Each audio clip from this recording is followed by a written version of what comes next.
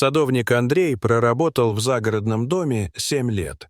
Он всегда старался делать свою работу с душой и редко вмешивался в дела хозяев. Но однажды его решимость помочь оказалась слишком большой для них.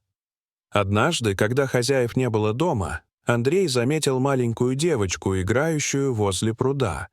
В какой-то момент она поскользнулась и начала падать в воду. Андрей не раздумывал. Он бросился к ней и успел вытащить ее, едва не оказавшись в воде сам. Девочка испугалась, но была в безопасности. Вскоре в дом вернулись родители, и происшествие стало темой обсуждения. Но вместо благодарности Андрей столкнулся с гневом. Госпожа Марина, мать девочки, заявила, что садовник оставил ее дочь без присмотра, чем подставил ее жизнь под угрозу. Она заявила, что инцидент произошел только потому, что Андрей не следил за детьми. Когда Андрей попытался объяснить, что он лишь спасал ребенка, его слова не нашли отклика. Вскоре он получил приказ покинуть дом. Несколько дней спустя Андрей работал в другом месте, но не мог забыть тот случай. И вот в одно тихое утро раздался стук в дверь.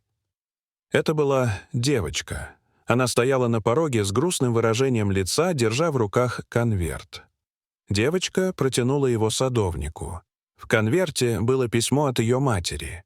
В письме говорилось, что хотя Марина все еще чувствовала обиду на произошедшее, ее дочь настояла на том, чтобы Андрей вернулся. Она осознала, что ошиблась, и предложила ему вернуться на работу.